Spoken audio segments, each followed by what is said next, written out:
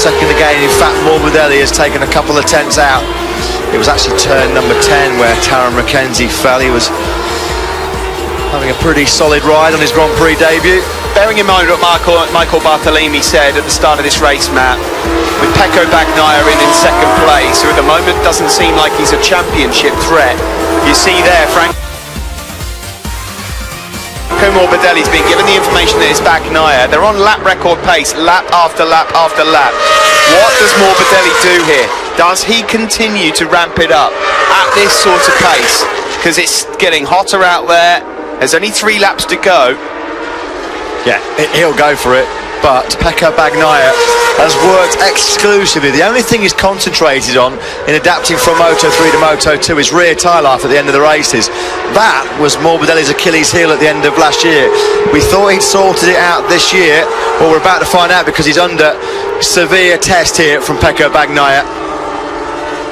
He won't want to get involved in a scrap, that's for sure. He'll want to try and keep this half a second gap, Franco Morbidelli. Pecco Bagnaia is really strong in that first sector. That's where he makes up a couple of tenths, and then he just loses it in sectors 2 and 3. That's where Morbidelli's got the edge. Hashtag go free, it says on Pecco Bagnaia's pit board. He hasn't got to worry about anything from behind. It's all about what's directly ahead of him, and that is his first race win in Moto2, regardless as to what happens here. Pecco Bagnaia has had a stunning ride. Yeah, it's the same story. Bagnaia nicks a tenth in the first sector, and then Morbidelli steals it back in sector 2, and then he ekes out another tenth in that third sector because the gap's gone up to 6 tenths of a second yet again.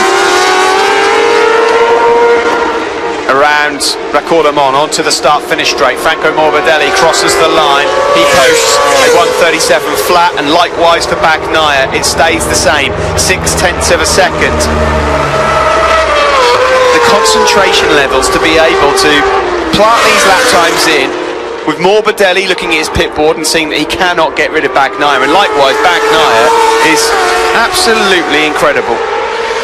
Yeah, Morbidelli was also in this position in Qatar, in Argentina and in Austin. He looked unbeatable at that stage of the season, dominating. He made that rare mistake in Jerez.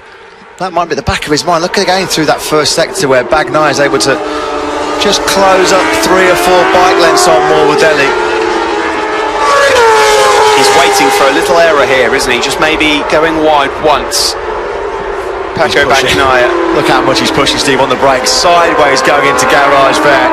Sky VR46 can be nothing but proud of that young man's efforts because he's leaving nothing out there at all. He's putting in 200% here, Pecco Bagnaia. This is an outstanding ride. It's another tenth he's taken out in sector 2. What can Morbidelli now do? Will he respond as he has done, like he picked up a moment ago?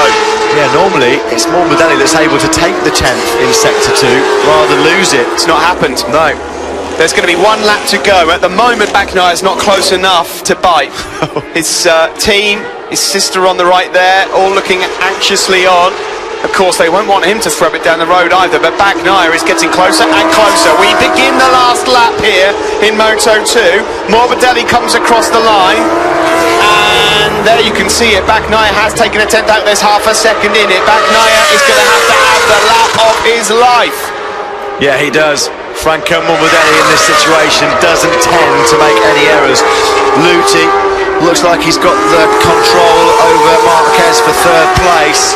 Oh, Bagnaia just struggled to pick it up on the gas there, but he's so good on the brakes down into La Chapelle, squeezing them on. There's another half a tenth he's made up there. Heroic effort this by Pecco Bagnaia. Now then, down into turn number 7 for the final time.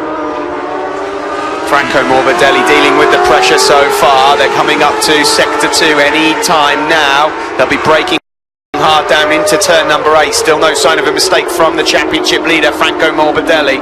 It's still, what, just under half a second, and this should be it for Franco Morbidelli. Yeah, Morbidelli has got one hand on the trophy here. You've got to say it's his race to lose right now, because as he comes into the Shemana Burfest, he's got a pretty comfortable lead. Oh, he's so early on the gas there is Franco Morbidelli. They didn't think that it was going to be possible to win this race. Look, Pecco Bagnaia had a Good long look over his left shoulder. I think he knows this race is run for the victory. He has done everything he possibly can. We said that before. He's going to settle for second place. He pushed and pushed and pushed, but he couldn't kick that door down. Franco Morbidelli held his nerve. Round the last corner, it's 4 out of 5 for Franco Morbidelli. A brilliant win and a stupendous second place for Pecco Bagnaia. Tom Luthi, pole last year and third, pole this year and third, and Alex Marquez, well done. Fourth place is great. Pizzini brings it home in fifth place. A scrap for seventh. It's sixth for Agata, seventh for Nakagami. Great salvage job from him. But it's all about the two Italians at the top, Matt, because this was all about Luthi, we thought. No, we were wrong. Franco Morbidelli has done a great job there under pressure. Yes, some huge celebration somewhat there from Luthi's car expert intervention team. They expected much more than third place, and almost 6 seconds behind this man, the race winner Franco Morbidelli, who was imperious again under the most severe of pressure from Pecco Bagnaia. Good to see Matteo Pizzini congratulating Morbidelli. The Italian then back to winning ways and back in charge of the Moto2 World Championship. If Luthi loses this World Championship, let's say by a handful of points, he might just look back on this race, you know. Poor old Isa Vinales crashed out on the last lap. He was heading for a point scoring finish for the first time this year. Nice stand-up wheelie by Franco Morbidelli.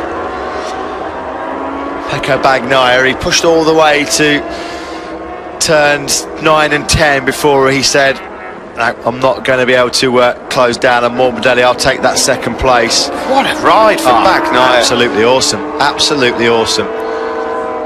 Let's just remember, folks, that Pecco Bagnaia is only 74 Grand Prix old. This is his 5th Moto2 race, and he's now got 2 podiums. The type of riders that have done that in the past are your Marc Marquez's, your Maverick Vinales, no, your Alex Rins. You're keeping some pretty elite company. What a week it's been for Pecco Bagnaia. A few days ago, Mahindra did the lovely gesture of presenting him with his 2016 Mahindra Moto3 bike, which he won a couple of races on last year. You're not going to get too many better weeks than that for Pecco Bagnaia. In the end, it turned into a bit of damage limitation for this man, Tom Luthi. By the way, in the background there, Taka Nakagami, he was lapping as quick as the leaders. Yeah, he had to put in his personal best lap of the race on the last lap, Steve, to keep Simone Corsi at bay. This is the moment where Bagnaia went through underneath Alex Marquez to take second place. You know, if you're 4 corners from the end of a Moto2 Grand Prix in your 5th race and you're 4/10 of a second behind Franco Morbidelli, well then you're doing an absolutely awesome job. But let's not take anything away from Franco Morbidelli, Matt, because third on the grid for the first time this season, the team were not necessarily expecting a winner's trophy, and he has delivered. No, before the race, I mean, Dylan spoke to Michael Bartolini, I spoke to Michael in the paddock earlier on myself. They felt like second place today was going to be a positive result. This is a bonus because they clearly felt, looking at the lap times in practice, that Tom Luthi had the pace, although, as we said, this is the hottest conditions we've had so far this weekend, and in those hotter weather track conditions, it looked like, well, it was clear to see that Tom Luthi couldn't keep the rear grip like those two ahead of him could. It says it all, really, the body language there, congratulating the team for their efforts, but it's not what they came here for. Yeah, we said it was subdued. Well, Michael Bartolini said before the race he'd have taken 4th place for Alex Marquez. Well, Alex didn't let him down. That's exactly where he came home. Really good ride by Marquez. A bit battered and bruised after that hairline fracture in his left foot. Good to see there Marquez and Luthi just dissecting their battle. I'll be interested to see what Luthi makes of the move by Morbidelli. Nice to see these two having a good chat, but I reckon Luthi might not be too pleased about it. Did Luthi there just... Anda baru saja menyaksikan live race untuk